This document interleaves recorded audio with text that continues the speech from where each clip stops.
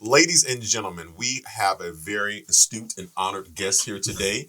If you could, please, Mr. Polanski, Mr. Durden, tell us who we have here today because he is one of the reasons why I decided to jump into the industry. And if without him, who knows what I'd be doing now? Bring us in. Our guest today is a screenwriter, producer, and director, making Hollywood magic for 4 decades. You've definitely enjoyed his work if you've seen Saturday Night Live. He's also a frequent collaborator with Eddie Murphy, writing Coming to America 1 and 2, Boomerang, and The Nutty Professors. He is a king to be, and of course, we are honored to have him. Thank you very much to Mr. Barry Blaustein for joining us today.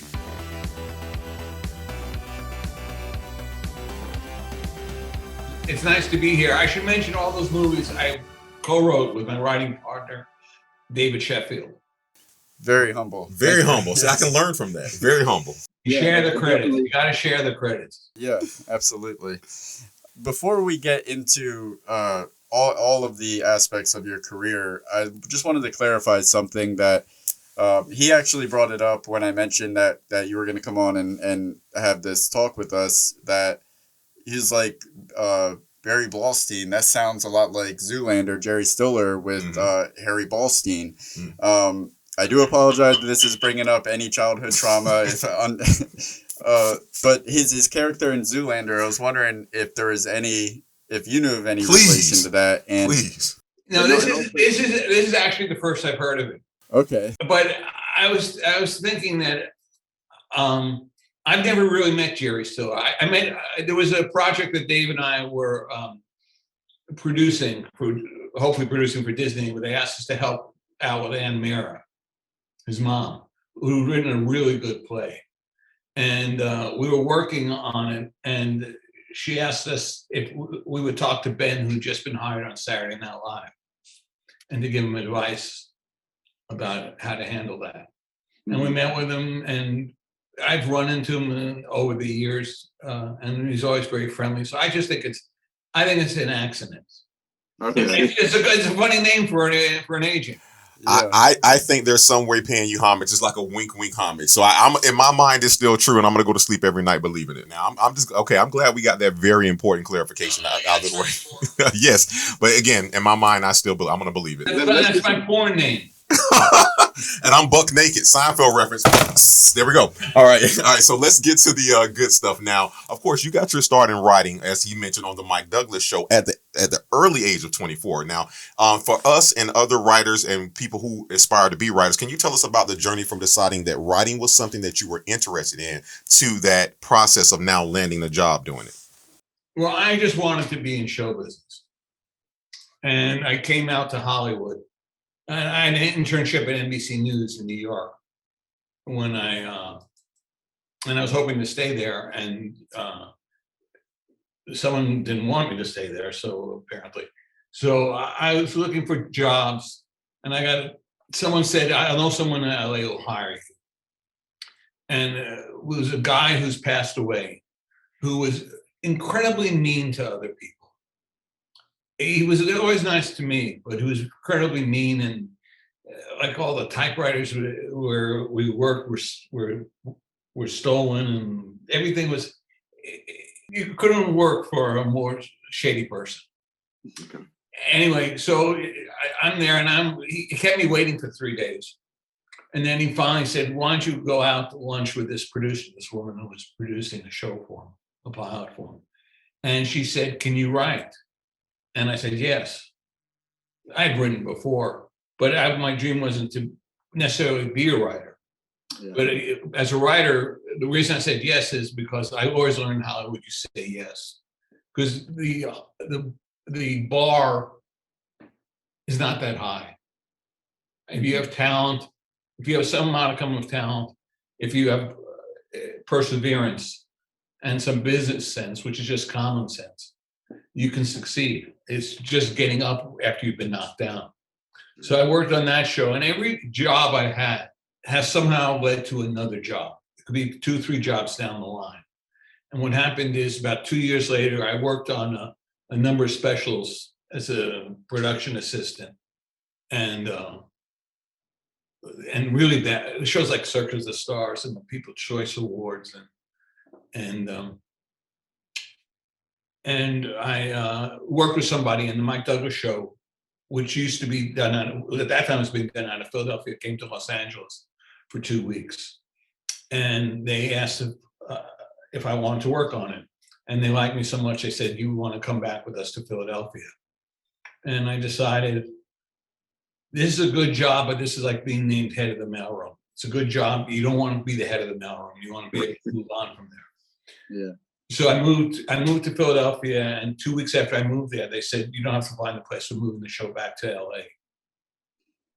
And so I worked there, and I think my title was associate producer, but I was the guy who interviewed the guests, pre-interviewed the guests, and you used to have to come up with, you had to write questions, and Mike needed everything scripted. And they also believed that you couldn't end an interview with, "Thank you, interesting interview." You had to have the guests do something crazy, or something, some shtick or something they had to do, and which was led to a lot of uncomfortable situations. Yeah, I can imagine. Right. Yeah.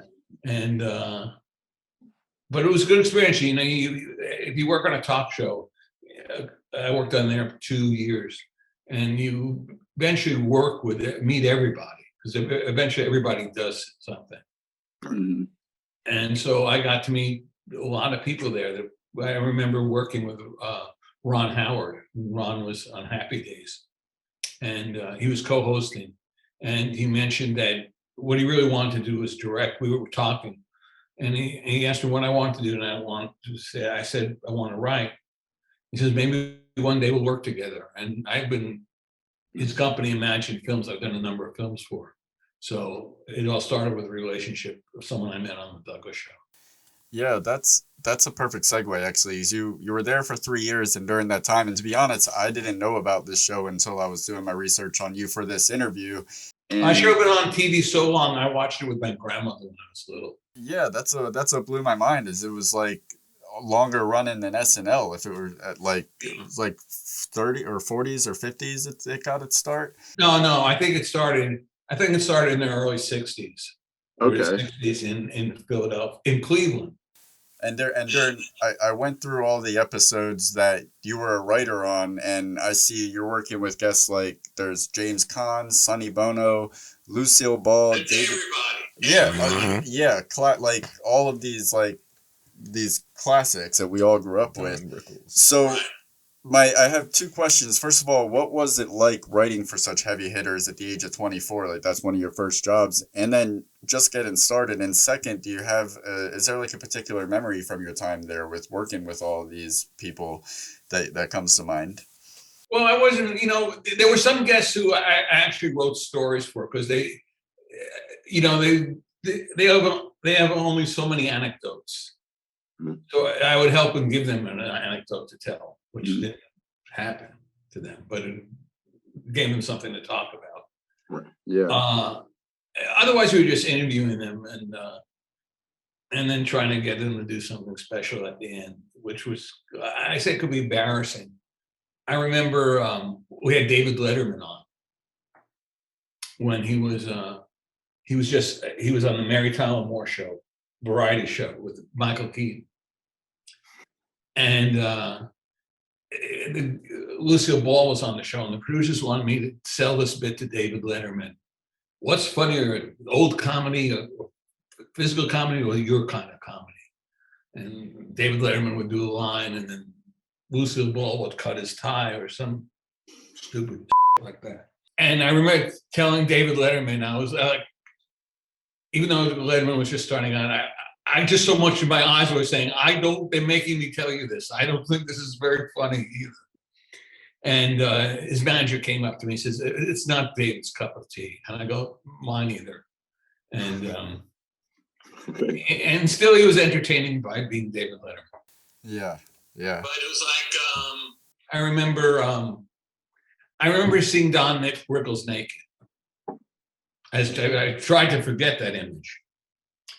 But he was hosting, and he liked to have like a big glass of vodka before he went on. And he came out of the shower, and he was in a robe, and he just opened. He goes, "Look at me, I'm a bald old Jew with a tiny dick." And he's also from that old school of entertainment where you don't put on your pants until you're about to go on because you don't want to have a crease in your pants. Yeah, sure, that makes sense. So he went from Three's Company to the Three-Legged Company. Yeah, and who else? Tiger Woods when he was 4 years old. Oh wow! This clip they show, they always show him being with Mike Douglas and Bob Hope. I produced that segment, and because Mike was a big golfer and loved anything with golf, and when Tiger Woods became famous, I go, "Is this the same?" You don't remember? There's not a lot of people you work with named Tiger. Yeah, right. And whose dad was named Sergeant. So I'm going, this must be the guy. I guess he was. Oh man, that is amazing. Hearing you say those things, like I say, when we do these interviews, we never know what's going to come out of them. And to hear you, and by the way, he's resetting us real quick, but to hear you say these things and tell these stories, and like you say, you never know who you're going to run back into. One of the important things I think you said thus far is that how we treat people. And I heard you mention that you work for someone and that they didn't treat people the right way. Me and him always said when we do films and we do shows that it's all about respect, because you never know what position you're going to be in. So yeah. Totally. I teach now at Chapman University, screenwriting. And one thing I tell my students, your first jobs you're going to get are going to be bad jobs. Right. You're going to get coffee for people, and you're going to think you're above this. Mm-hmm. That attitude will get you nowhere. You've got to be the best PA possible. You got to show up first, last one to leave. And eventually you'll be noticed, and they'll start asking you, and what do you think of this? What do you think of this? What do you think of this? Because everybody knows that people in those jobs don't want to remain in those jobs. Mm-hmm. But if you do a good job, they'll recommend you for something else. I remember, I'll never forget. I was when I first started acting, I was an extra for quite some time, and then before I knew it, I used to always tell myself, like, you're sitting on set all day. I would hear people complain, but while other people were complaining, I would find myself asking what this position does, learning about this camera, learning the technique, like soaking it in. Let me ask you this, because that's a very nostalgic moment for me. Let me ask you this: do you remember not necessarily your first paid job, but do you remember the first screenplay or story that you actually wrote? Yes. Screenplay, yes.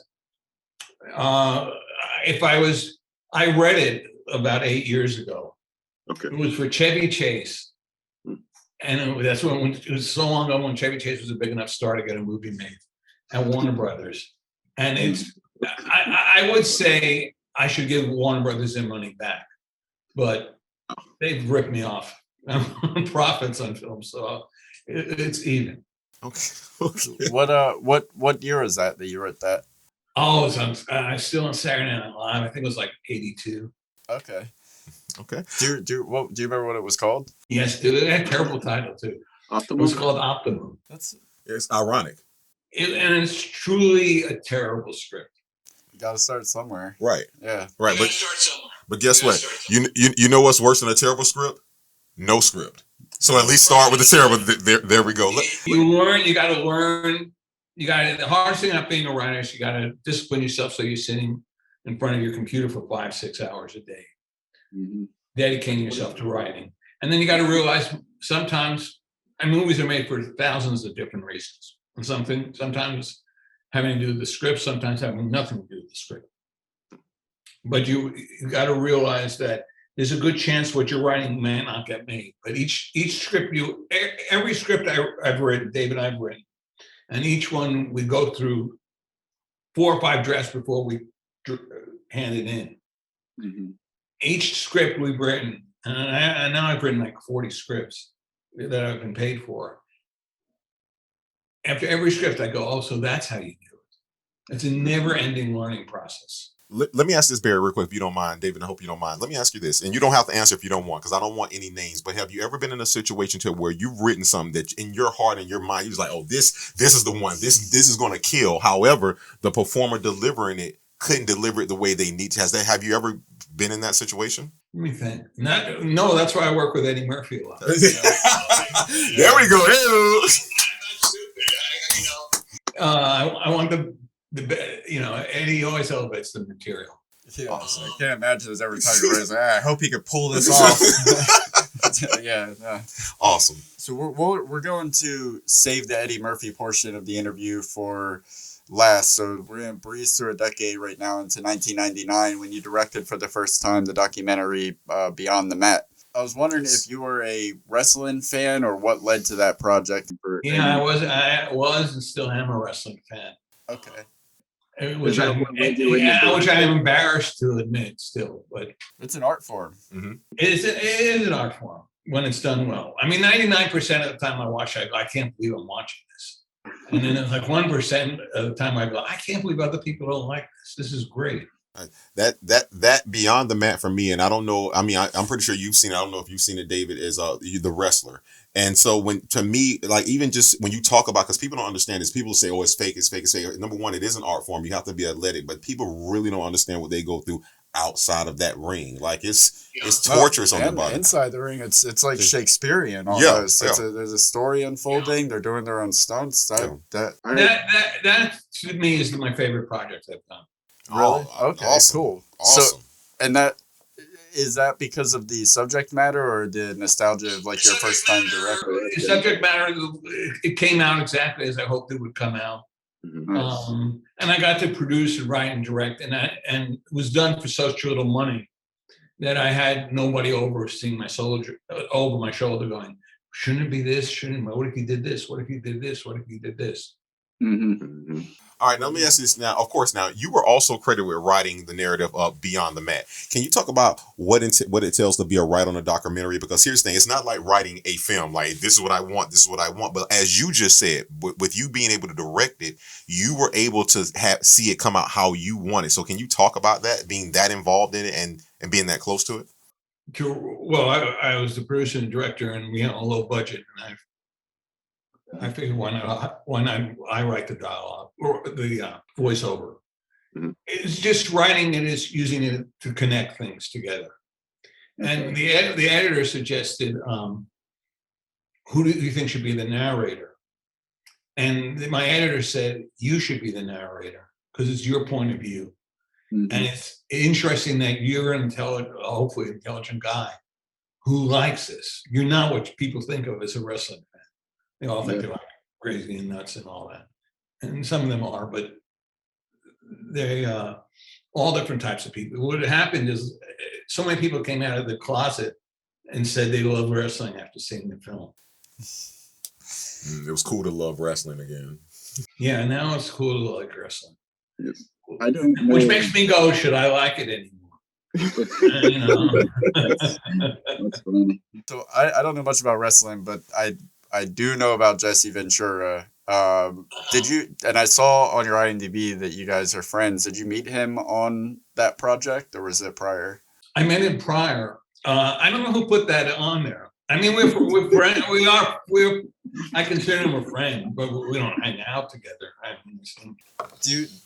Are you familiar with him enough to? But because I'm curious. Because I know him from Alex Jones' show back when it wasn't a thought crime to watch Alex Jones. This was like 10 years ago, before Sandy Hook. Pre-Sandy Hook Alex Jones. I saw him on there. Is it really a pre-Sandy Hook? Did it happen? Go ahead. I met Jesse and learned a lot about wrestling when he was still a wrestler, but it was towards the end of his career.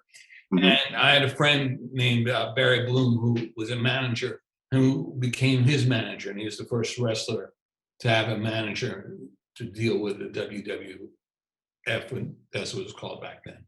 World Wrestling Federation. I was curious if because every time I see him, he's always hell bent on exposing corruption. Like that is his sole mission in life. And I was wondering if there was an off switch for that, because to me it seems like it's always something that's he's trying to work into a conversation.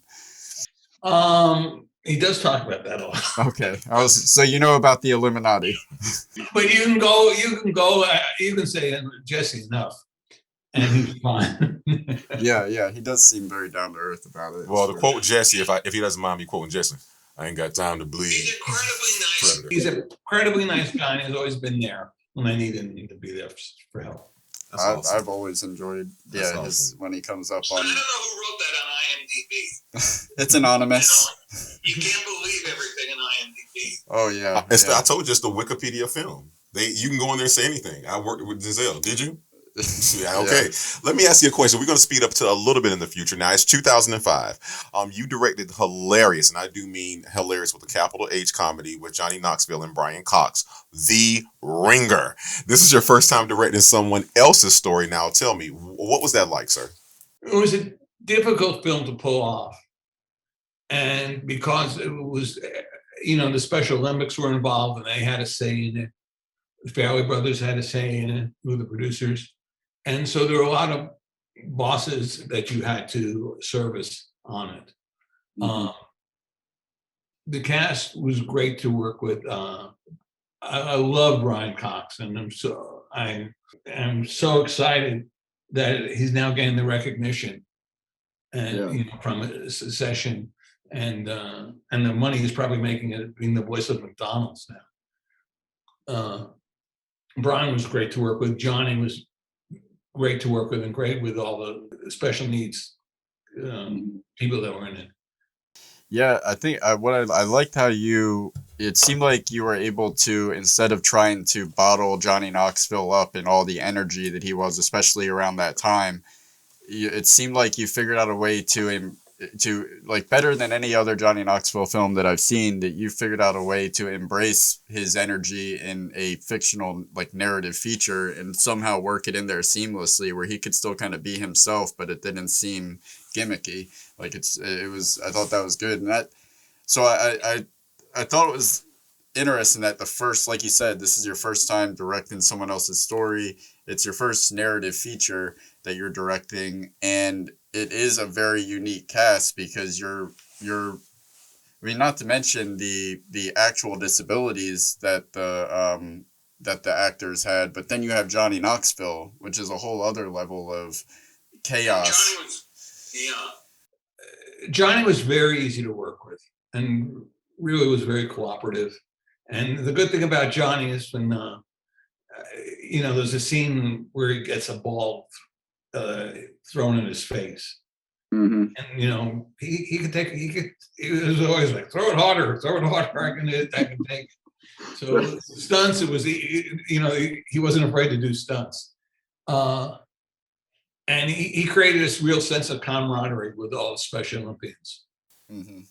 Yeah, I remember, I think there was a behind the scenes featurette on the DVD for the movie about. Oh, really? Yeah. I've never seen that. And I think him and the, who is it? Edward Barnwell. I think he got a special bond with him. I have a funny story about Ed. We had cast most of the mentally challenged people, and we came across Ed, who sent in a tape, and I said, even though there's no part for him, we should use him. We'll figure out some way to use him. And he's a bigger than life personality, and we saw a part that he played was originally cast with another actor with disabilities. And it got to a point where I knew we had to replace him. So I told him, I told his brother, who was there as his guardian, I told him, I said, do you think Eddie can do this part? And he goes, yeah, I think he could. I said, I'm a little worried about him because he's a huge ego. Mm-hmm. Huge ego. I'm the greatest. I don't want him to hurt the other actor's feelings. I was very concerned about that. I said, let me come to your office I'll come back to your hotel room about 6:45. I'll talk to you, Eddie, about it. And we were staying, the production offices were in the Omni Hotel, which had one side was an office building, the other side was a hotel. And about 5:30, Ed comes in my office and he said, I saw you talking with my brother. What were you talking about? Right? And I go, what do you think we were talking about? I don't know. What do you know? Tell me what you know about it. I don't know. Well, I'm going to come see you at 6:30. And I said, Ed, I'm going to tell you something. I'm thinking, but can't boast about this or anything. I'm thinking of replacing you with this other actor with you. And he goes, but I need you not to be boastful about it. And he goes, of course, so-and-so will be disappointed. But after all, this is show business. So when you are writing, besides the occasion when the screenplay for someone specifically like Eddie Murphy, do you generally have actors in mind for your characters? And do you have any input in the initial casting considerations? Yeah, we have a couple of actors in mind that could play the part. Did the casting, did the people who are like the casting directors, did they take that into consideration as from you as the writer? The producers and the director sometimes ask us, who do you see in this?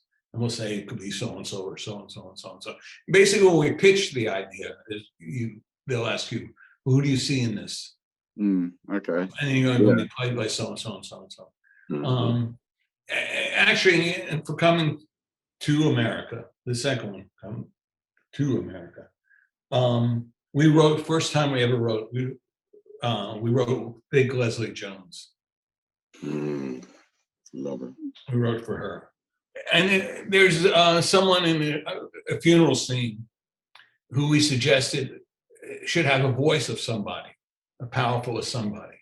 And that person actually appears in the funeral scene. Yeah. Yep. I like That's it. awesome. I like it. No spoilers. I like it. There you go. I like it. Let me ask you this, okay? Because we're still moving through the time here. Let me ask you this. Now it's 2009. You wrote and directed the documentary "Guys and Divas: The Battle of the High School Musicals." Now this is a documentary on the competitive world of high school musicals in Southern Indiana. This is such a narrowly specific subject matter. I am curious, and I'm pretty sure the audience is too. When you're filming something like this with those specific origins, what led you to making something of that nature?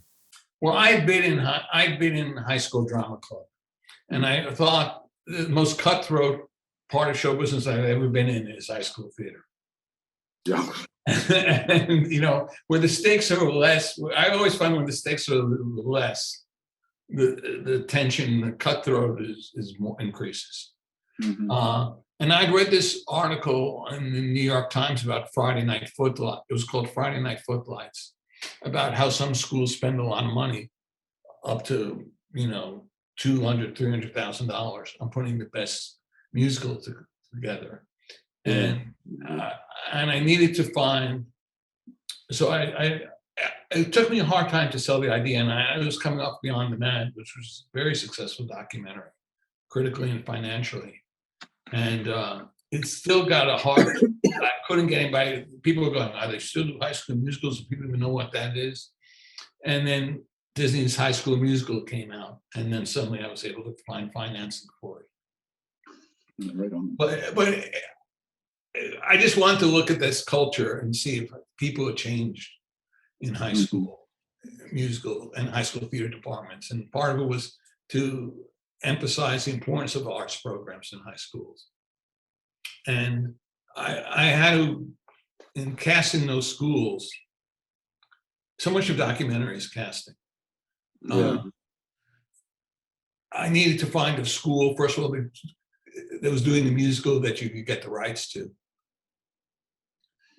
And so they had to be not a big musical, not a well-known musical, because otherwise those musicals, older musicals, are owned by these big conglomerates, and they were not going to give you the rights. And it came down to there was a couple of schools in Houston, and I didn't have the budget to fly around the country. I had to find these 3 schools that were within driving distance of each other. And then there were 3 schools in Southern Indiana. And I thought, well, Houston, you expect money to be spent because Houston's a very rich town. But you didn't expect in Southern Indiana, where basketball rules and all that stuff. Was that like a large production, or was it like what was the scale of that? No. Everything I've done is independently. documentaries was like we had 2 cameras Okay. Nice. and So you know, a crew of 8 people, and it was convincing the school and convincing. I had to meet with the parents, and I was told them, and I stuck to this. I said, I won't do anything that will harm your children. That will look. Their kids are all going to do stuff that's stupid, but if it's something that will harm them the rest of their lives or be a black mark on their lives, I will not include that in the film. It's not worth for me to ruin someone's life for but I got a good piece of film out of it. Yeah. Speaking of good piece of film, in 2010, you directed a criminally underrated film with so much talent, given some of the best performances of their careers. This is Louis Black. I should hire you as my hype man. We got you. So this is, and I mean this sincerely. My wife and I love this film, and we love everybody in it. Louis Black, Rainn Wilson, Taraji B. Henson, Sarah Silverman, Stephen Tobolowsky, Judy Greer, Michael C. Hall, Kate Mara, Ben Schwartz, Alicia Witt, so many more. In your elegant dramedy about 4 siblings that lose their shit when a book is written about them. Of course, Peep World. What was it like making that movie with so much talent? Great. I think did you mention Leslie Ann Warren? Because she was in it too. I think. They were great to work with. It was shot in 21 days. Wow. That's a lot of dialogue, and because it was a very dialogue heavy movie. Right.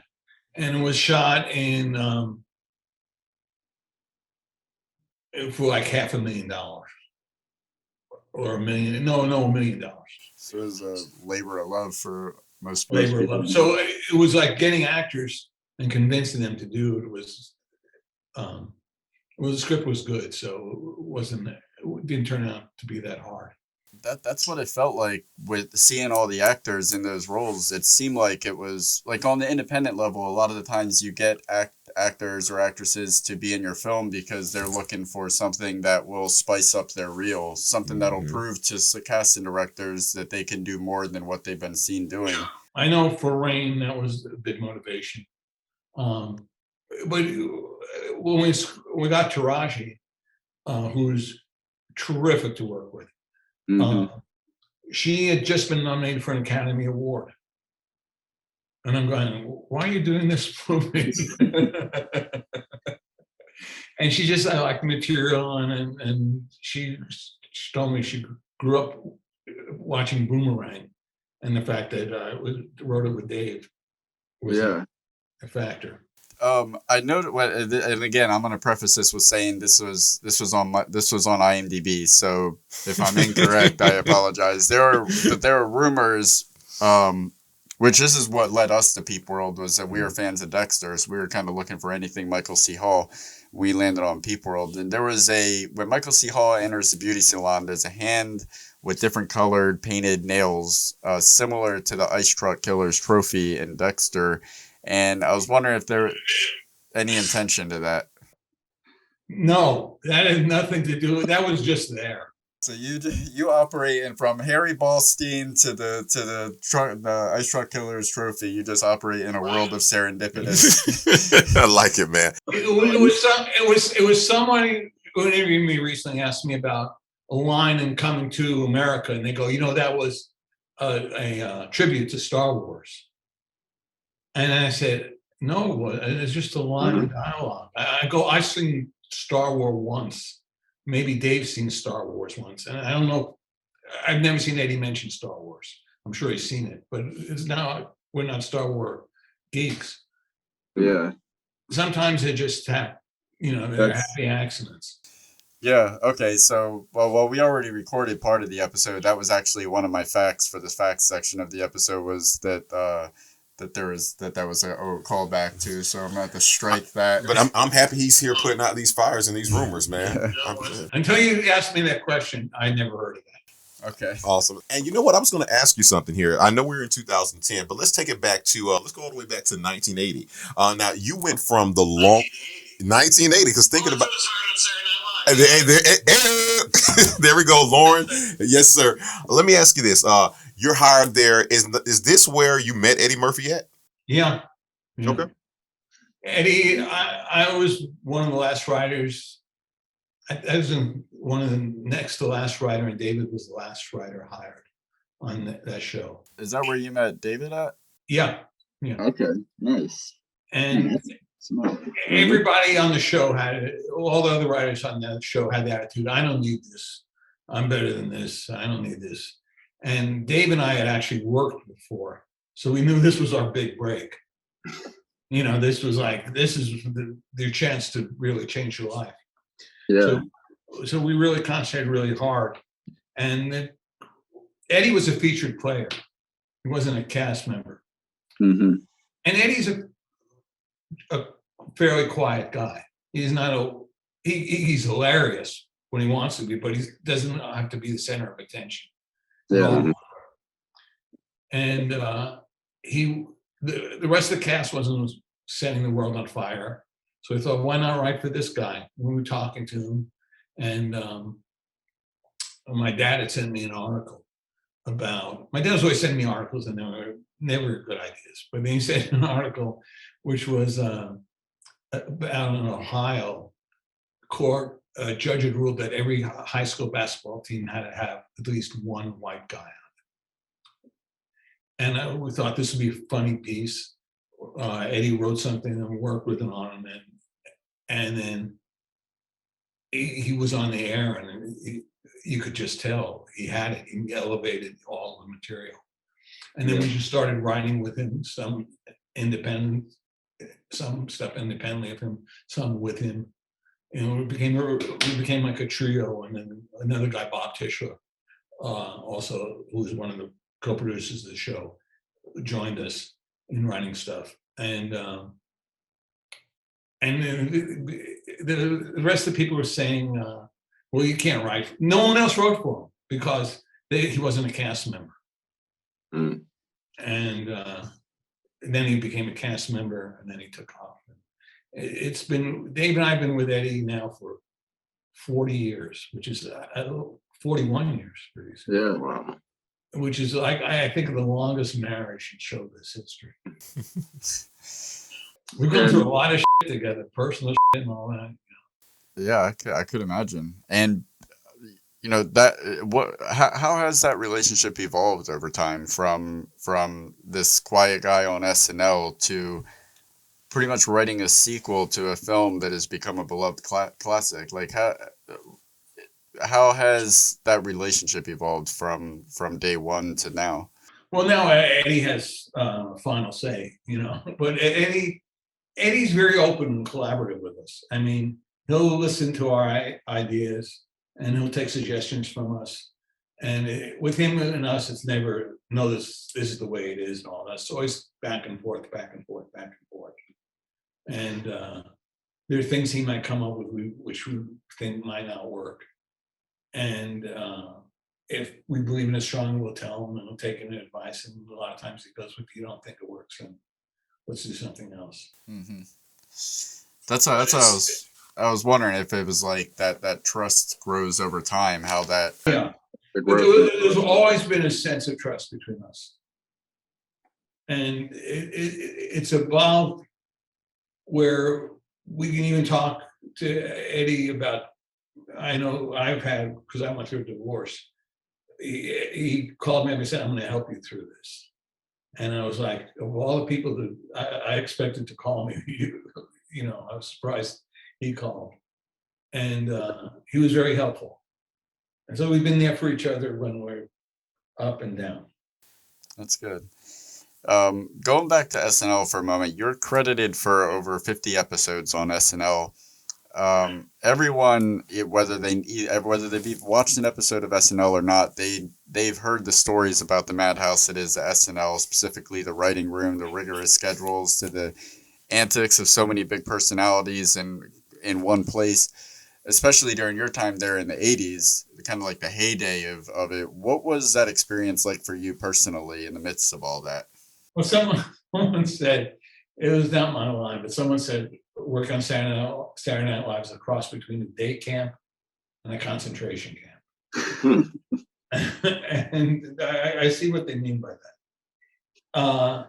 You don't realize there's a world outside. You work from about noon to about 4 in the morning. Wow. 5 in the morning. And seasons change and you're unaware of it. You're unaware of anything that's going on. And there's this tremendous pressure because each week you've got to start anew. Yeah. So it's a lot of pressure. And so after 3 years, we've come back occasionally to write. What happened is my wife got pregnant, and I realized that if I'm going to have a child, I want to be able to see it. Right. Mhm. Yeah. Understandable. Let me ask you this, because I mean, like you said, you're taking us down a trip down memory lane because, again, of course, we grew up watching Saturday Night Live and things of that nature. The time you spent there, of the sketches you wrote, if you had to pick a favorite, what would it be? It would be the killing of buckwheat. That's my favorite. Awesome. That's that's a classic. Yes. Oh man, that was I can't remember. Was there more than one? There was 3 segments, and there was only supposed to be one, but the first one went so well.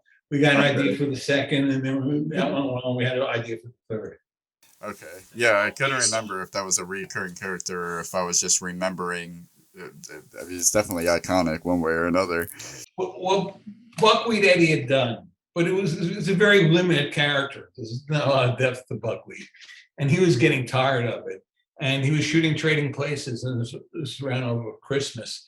And I got a call from him, and he says, I got an idea. Let's kill Buckwheat. Let's have him assassinated. And then Dave, Bob Tisch, and I wrote the piece, 3 pieces. Awesome, man. It's interesting that the first one was based on the Reagan assassination. Second one was based on Jack Ruby and shooting Lee Harvey Oswald. Mm-hmm. And the third one began with buckwheat impersonators on the David Sheffield show. We used to have a show. It was a guy who had a show, a late night talk show.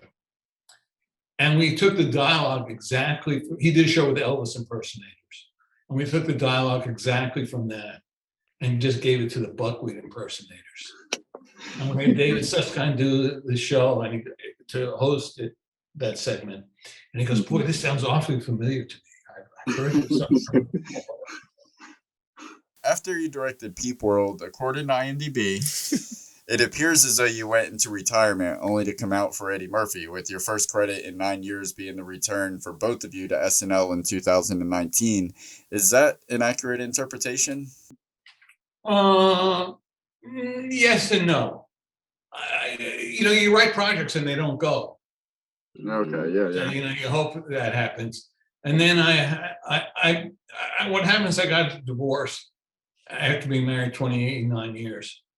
And I wanted to change my life around. And I was getting tired of Hollywood. And Hollywood was getting a little tired of me. And I started teaching, which I love. I really love. And then I did, it's not an IMDb, but I went to Russia, where I helped create a TV show that was the biggest show in Russian TV history. Oh, wow. And I won the equivalent of I'm the only American to ever win the Russian equivalent of an Emmy. That's awesome. Man. Yeah. And I don't speak a word of Russian. I would be in a writer's room and I have an interpreter. That's amazing. That's very interesting. How did that transpire? Like, how did you end up in Russia writing? I was at a party at a friend's house, and someone said they were working for a Russian company adapting an American show. Would I be interested? I said, yeah, I think I'd be interested in something like that. But doing a Russian adaptation of Married with Children or whatever you name the show doesn't interest me. Yeah. And then they called up. They said, we're doing an original show. So I went there, and then I found out a lot about Russian culture and all that stuff. At the end, they go, "You are really a Russian man." Thanks. Yeah. Let me ask you a question real quick before we leave Saturday Night Live. What was it like returning to SNL? I mean, it seems like the culture at 30 Rock has evolved over the years, one way or another. Through the decades, clearly. There's been Like going to documentaries. visit your junior high school, and everything looks physically different. The ceilings were lower now because they had to put so many wires in there, and the hallways were a little narrower too. It was interesting. I met Warren Michaels, who I never met before because I had never worked for Warren Michaels. I worked under Gene Domanian and Dick Ebersol. I was those years. Yeah. The writers were really nice. The cast was really nice, and the show came off great. So it was a good experience. But working those hours you can do when you're young. But I'm like on 4 a.m. I have Parkinson's. I need to get my sleep. Yeah. Those are very rigorous hours. It's very rigorous. That was a great monologue. That was a great monologue. And nothing. I wrote a joke for Tracy Morgan in it. That's my contribution to that monologue. But I thought the monologue was great, and I thought it was wonderful that Chappelle and Chris Rock and Tracy were there. Yeah, it felt like a return into greatness for SNL. I'm still a fan of SNL, but there are those magic years that every once in a while they tap into. Well, people say that about the years I was there, and I say, I wish you were saying that when I was there. I can show you plenty of Saturday Night Dead articles. I'm sure Norm Macdonald shares those sentiments. Everybody loved him when he was gone. Yeah. In 1988, Coming to America was released. It's the reason why we are here today. What is the origin story for how that movie came into reality? We were pitched, and from the time we were pitched the movie to the time it came out in the theaters was less than a year. Wow. That, for better or for worse, is the first draft of the script. But Eddie pitched us this idea that he had, and he had written about 20 pages handwritten, and he said, you can use whatever you want of this. And we went to New York to meet with Eddie, and Arsenio was there too, because Arsenio was already involved with the project. And we met for like 4 days, working out beats, talking about stuff. And then Dave and I wrote it. We handed it in on Labor Day weekend, and that Tuesday, because the studio was closed on Monday. That Tuesday, the studio called us up and said, "We're making the movie. We start shooting in January." That is amazing, man. To hear an origin story like that. People don't understand. It doesn't always happen like that, but when it does, no, it didn't happen on the new one that way. You get spoiled. Yes. But in the back of my mind, I always go, look, I was left alone. Dave and I were left alone. We produced a movie, and we wrote a movie that's has got along. Right. Yeah. And then when I did Beyond the Mat, I was left alone, which that's one of the reasons I love doing it. There's no one from the studio. It was really done as a favor to me from my magic. And you can speak to this unlike most people can. Let me ask you this now. With Coming to America, that marked the first time of many times that Eddie Murphy would portray multiple characters in the same film. Now, were the characters written with that in mind, or did the idea come later in the process? No, they were written with him in mind. Okay, that makes sense. Yes. Yeah, they definitely play to his strengths. I wasn't sure if that was just happy happenstance or not. You must be out your mind. I want Randy Watson to be real. Randy Watson is real, man. He is real, man. What was funny was when he pitched the barbers to us. Eddie's the barber and the old Jew, and Arsenio's in there, and there's another barber there who's Eddie's best friend from high school, named Clint Smith.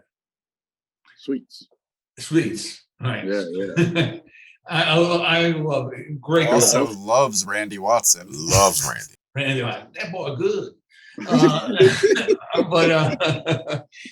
But he pitched the bar. But Eddie and Clint used to be around the offices in Saturday Night Live, always doing these characters. They were called Klimp and Edmund. And they were never barbers, but they were bad showbiz performers, bad pimps, and they were always fighting among each other. And he said the barber should be like Klimp and Edmund.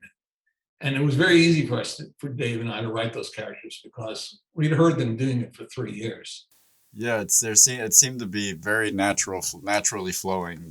Organic. The comedy seemed very organic. You know, and I was watching the new one, and Clint's in it too, and I just noticed Clint just all the time. Clint just goes, "That's right, that's right." I was so happy that when Randy Watson started performing, I was waiting for Clint. I was waiting for Sweets to be, because he was the only person that was happy to see Randy Watson in the original movie. He's like the one fan. I was so happy that you guys brought that back. In researching for this, I saw a New York Times article about a judge ruling in favor of a humor columnist named Art Buchwald regarding this is regarding the claim that Paramount Picture, and this is also on IMDb too, a claim that Paramount Pictures used his idea from a 2-page outline he wrote called King for a Day. It's not beyond us that two people could have a similar idea for a similar story and it be purely coincidental. And even so, there's so many nuanced details that come into America is what makes it great, aside from the bones of it. So if you're able to speak on it, we'd love to know your side of that situation. Well, I didn't hear, Dave and I had no knowledge of this Art Buchwald thing until the movie came out, and we weren't sued, but Paramount was sued.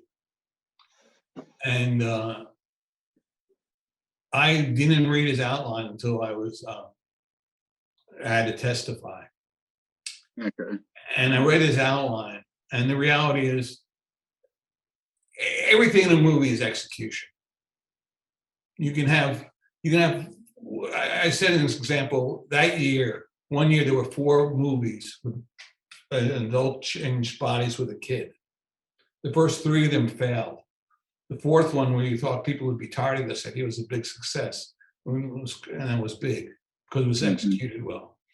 But I read Art Buchwald's outline, and first of all, there's nothing original about the story of Coming to America. It's a fairy tale. Yeah. If the Grimm brothers estate wanted to sue me, I'd go, well, they have a point there. Yeah, it's a classic fish out of water story. Fish out of water, you're right. And his story was also very hurtful because he was saying I should get credit for the story and I want my money back. Right? I had to pay $7.90, $8 for the stinker. So he wanted credit, but still would knock the film. And I read his outline, and his outline was about a king who comes to America to buy weapons. And I said, well, in our movie, he's coming to America to find true love, trying romance. When in his version in the United States, he gets overthrown while he's in the United States. And he falls in love with a hooker. Because that was Art Buchwald's idea of what a black woman would be. In our version, he pretends to be poor, and he falls in love with a woman who wants to be a businesswoman, a community leader. In Art Buchwald's version, the United States government decides they were better off with this king, the original king, being back in power, and they put him back in power, which has nothing to do with our movie.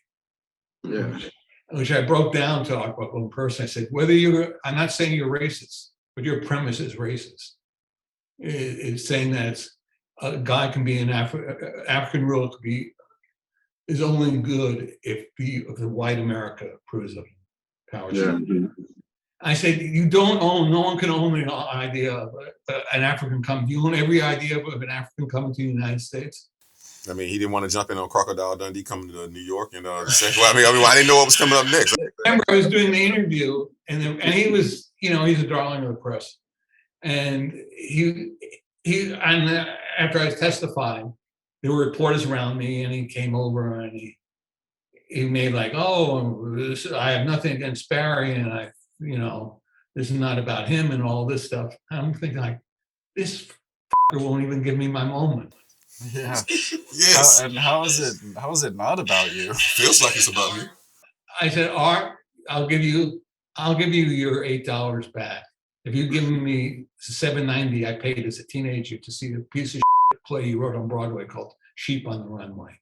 And I produced the ticket stuff because I had it, my parents sent it to me. Yeah. And he looked at me and goes, "Oh, how do you know about that?" I go, "I saw it." And then furthermore, letting you know I this saw it. I'm turning it into a screenplay this year. Eat it. I submit this is evidence C why we did not have anything to do with his original. So my God.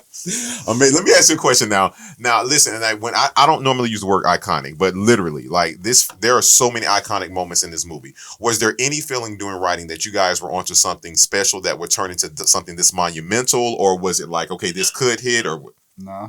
Wow. No, we thought it would be a good film, and we thought we specifically didn't make it time specific. We had no jokes about what was going on in New York in the 80s. Because sometimes when you do that, it dates a movie. Yeah. right? Yeah. I just thought about that. Watched it this morning, and it still feels just as relatable today. It's very thematic. But he just brought out something to me. I've watched this movie a million times. I didn't think about it until he just said this. There's very little, almost little to no drug paraphernalia, drug usage, or anything like that. And you're in New York in the 80s. The crime of the height of crack and cocaine and things happen. Mm-hmm. Bravo, young Barry. Bravo. Way to break those barriers. No. And I didn't realize, maybe it's because I'm blind or something, but I didn't realize how sociologically important the film would become. Yes. You know, to me it was like, okay, so it's an all-black cast. Yeah. But I didn't realize the importance of that until years later.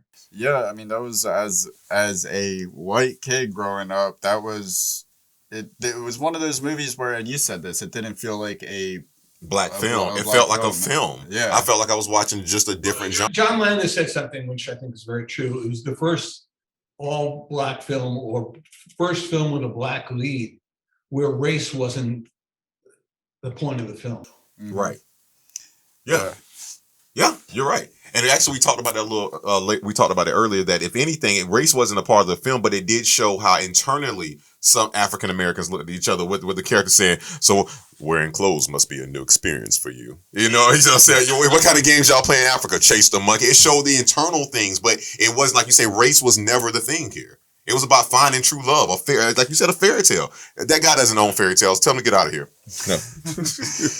Let me ask you this now. Okay, all right. So now we fast forward because you got to be, whenever you make a classic that you didn't know was going to be a classic, you got to be very in tune with yourself if you're ever going to try to attempt not to remake the same thing, but to pay homage and be respectful. So with Coming to America 2, it was released on March 5th on Amazon Prime. Let me ask you this: what sparked the idea for the sequel, and were there ever any ideas in the past that didn't necessarily come to fruition? We never really talked about doing the sequel. Mm-hmm. We tried, and we had a hard time getting funding. This is about 8 years ago, to turn it into a Broadway musical. Because when we were writing it, we were going, this could be a musical. Mm-hmm. Yeah. But Broadway's hard to crack. It's very, if you're not from the theater world, they don't want to know you. What happened is, but we never gave much thought to a sequel. And in 2017, January, I was shooting something for National Geographic in Orlando, Florida. And I got a call from Eddie Murphy saying, I think I have a way of doing the sequel. And then, can you come over? And I said, I'm in Orlando right now, but I'll be home in 3 days. We can get together next week. And I got together with him, and he said, let's get Dave in and let's do it the way we did the original one. And he had the basic idea of having the son and trying to find a son. But then we spent about 2.5, 3 months working on what the story would be. And, one of the questions we had to figure out was this, Akeem was in the first one, very naive and young. And now he's 58 years old. And you can't be, 58-year-old can't be that naive or look foolish. What had gone through his life, what had transpired in his life, and how things that you think of yourself that you want to do when you're younger, once you get older, you look back and how much have you accomplished and how much have you not followed your goals in life. Yeah, it's He even says that in the movie, though. Remember, he says that in the film. He says that his son reminded him of him and that vigor that he once had, and that he wasn't that way anymore. You know, so he definitely spoke out into the film. Yeah, yeah. There was a lot of themes about how far you can stray from your principles when just going through life. It had a much more feminist bent. Mm-hmm. Yeah, yes, yeah. But I love that. I love that. Listen, by the way, we'll talk about it later. He doesn't know this. One of the best scenes, actually, we didn't talk about those girls running up on Wesley Snipes at the end of that film. Listen, that was amazing. I love that scene. Just to see that family, like they reversed it. Where Sam Jackson was thrown on the ground. Oh yeah, that's the Wesley Snipes. Yeah. On this one, I thought that was good. Now would be the time to be diplomatic. So what was it like returning to these characters, and what was your top priority when it came to continuing these stories? To make them, it was fun returning to the characters. The first thing Dave and I wrote were the barbershop scenes, because it was like amazing. It was like turning on the light switch. Yeah. In truth, in private, we talk like that to each other a lot of times because we just find it funny to talk that way. But you wanted to keep the integrity of the characters and really examine where they had been and what had happened to them over the last 39 years. Mm-hmm. Oh, 88, 33 years. And for us, that was interesting to explore. Yeah, I could imagine. Before you get to the next question, I just have one thing. I heard when I was doing the research on the movie that Eddie Murphy already has an idea for a third Coming to America, but he doesn't want to do it until he's in his 80s. I heard the joke that Arsenio said. Eddie originally wanted Tracy Morgan to be his son. Yeah. And we kept saying, Eddie, he's 8 years younger than you, and you look younger than him. and Arsenio said, why don't you do it in 30 years and then Morgan Freeman can be your son? Okay, that's where it came from. I haven't heard any ideas to Come to America. Now let's talk about the contrast, or maybe it's not the contrast of the film, but more so the contrast of the times. The first film was rated R, and the sequel is PG-13. Was that a deliberate choice to avoid the restricted rating, or is the PG-13 just a reflection of how the MPAA has loosened up over the years? I mean, you look at the first film, which is thought of as a family film. Mm-hmm. A film that a family can sit down and watch together, and it's wall to wall motherfuckers and in it. As a matter of fact, I took my daughter to see it when she was about 5 years old, and I said, Casey, Eddie uses words in this movie he shouldn't use, and he gets to the first barbershop scene and goes, "You stupid motherfucker," and then my daughter goes, "Dad, what?" He calls him stupid. Yeah. That's the word. Yeah, raising them right. Right. Yes, that's right. You should never call people stupid. We all thought it should be PG-13. That you didn't need that it would give it a wider audience. Yeah, it makes sense. And you can tell the story without it. Yeah, no, the point I was going to say that I brought up to him earlier was that if you noticed in both films, especially in the first film, I haven't vetted this on the second because I've only seen the second one twice now, but in the first film, there's no cursing in Zamunda. All the cursing does happen in Queens. That's right. That's actually true. In Zamunda. So I love that. So I do love it. Like you said, and this does come off as a family film. So if you got... I feel like, and this is me personally, this is just my opinion, I don't feel like you guys tried to recreate Coming to America. Like you say, this was a family film that should be able to stand on its own. Even if I hadn't seen Coming to America, I should be able to like the sequel. That's how I came across liking it. Right. So when you are... What? No, go ahead. When you're making a sequel to a classic, there is no way that everyone is going to be happy with the results. I mean, it's impossible to please everybody. The people are going to be upset with it before they even watch it, just because it's being tampered with. So how does that affect you going into the writing, going into it knowing that it's going to be vehemently compared to the predecessor? You you're aware of it, but you're writing for yourself. You're writing to what you think works. I don't know, can't tell you what this person is going to think or that person's going to think or what audiences want and all that stuff. I can guess what they want. I might be right, I might be wrong, but I know what appeals to me. Mm-hmm. And people, the film is beloved and it's in the Smithsonian, and I'm like, that was the biggest thrill when I went to the Museum of African American History, and it's in there in two different places in the museum, and I was like, oh my God, this is what a compliment. But people forget the first movie didn't get good reviews. Yeah. It got mixed at best. Actually, the second one got more or less the same level of good reviews and bad reviews. That's the sign of a good movie. So how would you compare the two, if you could, if you even have the ability to do that from so close to it?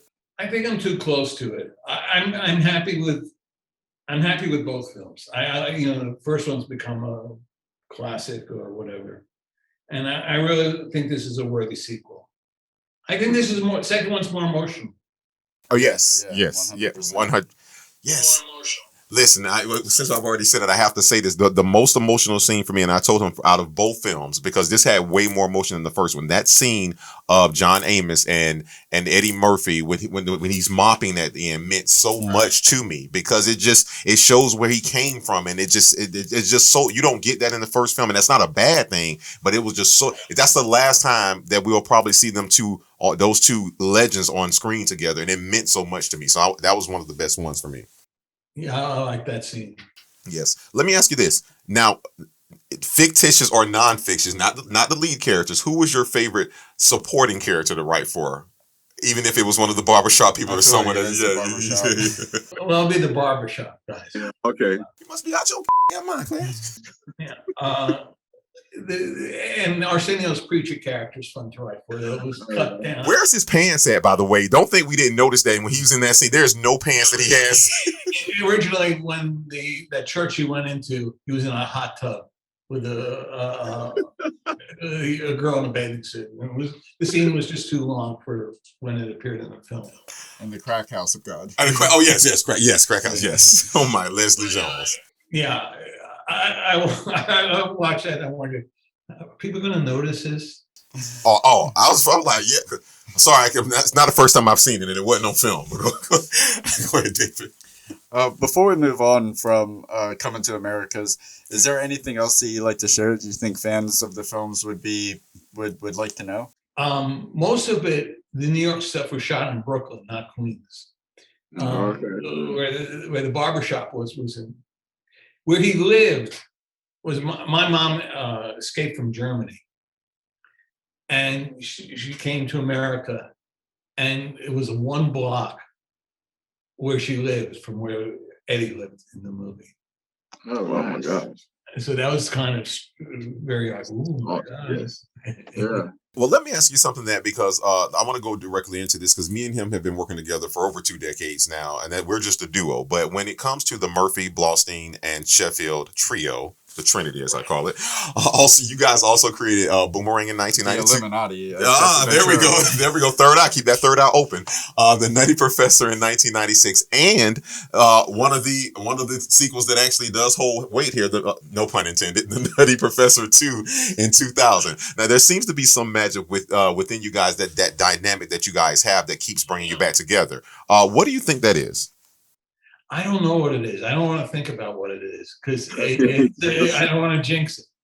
But it's just we can. Eddie is super talented, and we're very comfortable around each other.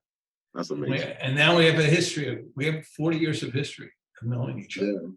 And when I met Eddie, he was living at home with his mom and brother, and I remember when he first got his first apartment.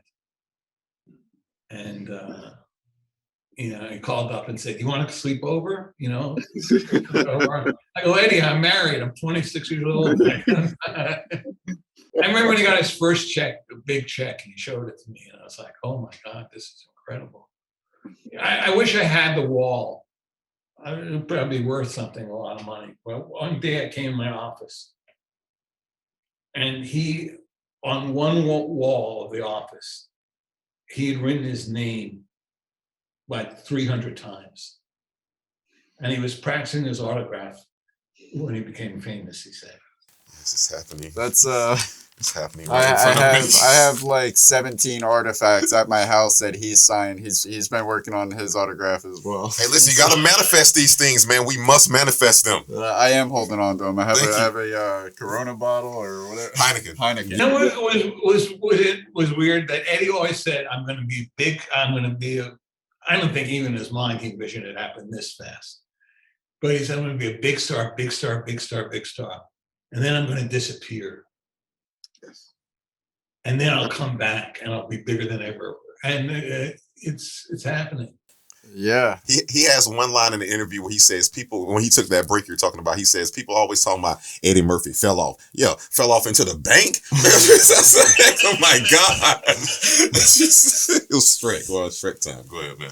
Of the screenplays that you've penned, is there a particular story that you would consider your masterpiece as far as when you felt the most in the zone writing, or that the collaboration was firing off on the most cylinders? There's a script we wrote, which was, sometimes your favorite stuff doesn't get made. And it was a script based on the Adam and Eve story that I liked a lot. Nice. It was Eddie's idea, and he came to us and he says, they were the first couple, the first couple to ever experience couple relationships and couple problems. They were the first parents, so no one knew how to raise kids, so they had to go through this. And it was a very sweet story, and it was. It's a good thing it didn't get made, because God would have been taking you to court. You know what? It was funny. We wrote screenplay by Barry Blaustein and David Sheffield, story by God. There you go. So it's like, if you have problems with the story, talk to Take it up to the man upstairs. Based on a true story. Let me ask you this, and we're going to let you go here. And again, we always thank you for coming on, the time you spent with us. But let me ask you this, because I know this is more so a question for the other writers out there. Now, as writers, our brains think faster than time will allow us to manifest things into reality. And this may be the reality, as you just said, sometimes your favorite things do not get made. Is there a particular story that you haven't told that you would love to tell? No, I'm writing something now which is personal. About 5 years ago, I was diagnosed with Parkinson's disease, and it really changed my life. And actually, I wrote the movie. I'm very proud that I wrote the movie having Parkinson's. Mm-hmm. Of course, I didn't tell the studio, but now they know. No, we'll take it out. I don't care. I go around the country speaking for the Parkinson's Foundation. I want to do this play about someone dealing with Parkinson's, or dealing with knowing that what the future of their life is going to be. It'll be funny, but it'll be more serious. And who knows if it'll ever get made, or it'll just be something I perform in a Passion project. People, yeah. Mm-hmm. That'd be great. So that's one of those illnesses that you don't really. There's not a lot of common knowledge about it unless you're affected personally. If I'm not mistaken, is it Michael J. Fox? Mm-hmm. It was weird. When I was diagnosed, I remember the first thing I thought of was when I once was invited to Don King was on Saturday Night Live, and he invited me to go to the fights in Las Vegas. And there was a dinner party the night before, and he said, sit at this table. And I was with Muhammad Ali. And Muhammad Ali, my God, can't go with a more iconic person. Yeah. But he was in the depths of his Parkinson's. And I'm talking to him, trying to engage him in conversation, and he's like, he couldn't understand a word he was saying. Mm-hmm. And I'm thinking, I can't, how do I get out of this? Mm-hmm. How do I get out of this? And when they diagnosed me with Parkinson's, I thought, oh my God, who's going to want to talk to me? Because I didn't want to talk to Muhammad Ali. And Muhammad Ali was one of the greatest people that ever lived. Right. Yeah. Wow, man. touching. Very. Let me ask you a question. I don't know if it's on there. I mean, I'm pretty sure I was going to actually. I can ask you on the follow up. I'll let him ask this, and I just have one follow up. Go ahead, David. Okay. So as someone, You guys are very good, by the way. thank you. Thank you. I very much appreciate that. I appreciate. Yes, thank you. We appreciate that. Yes, thank you. As someone who's been so instrumental in the telling of classics that we all grew up on and still enjoy, what is the best advice you could offer to writers who are just getting started today? Write with find your voice and write with an individual voice. Don't write something because you think that's what they want, because they don't know what they want. And by the time, if this type of film is selling well, by the time you finish your script, they'll be on to something else. So write from the heart and write from the inside. That's perfect. That is brilliant. All right, so number one, again, last thing I just want to say, we both the show TTFT, we do want to thank you for taking the time out. Listen, without iconic writers, we would not have iconic films. So I do want to ask you, whether it's film, life-wise, the medical field, social justice, the Behold a Pale Horse, wherever you want to go. Are there any closing thoughts that you'd like to share? Or you would like people to know? Well, I'd like to speak to the aspiring writers and tell them they can make it. They can make it. It takes a lot of work, and you deal with a lot of rejection. You have to learn how to be able to take rejection. But it's possible. It happened to me, and I'm not that talented. I don't walk around going, "Oh my God, I can't believe God gave me this talent." I work hard at it. I can outwork anybody. Barry, I was going to say this. I hope you don't mind. I know you wanted that wall with the 300 signatures. What I'll do, just out of the kindness of my heart, I'm going to sign something, send it to David, let him screenshot it, send it to you. You got this autograph, man, from me to you. Thank you. I appreciate it. Very, thank you. You never know. Whenever You never know. the autograph, I had a wall of it, and I let it go. Yes. Thank you so much again for coming on. We really appreciate it. Thank you so much, and good luck with the show. I think you're doing a great job. Thank you. Have a good night. Thank you. Bye-bye.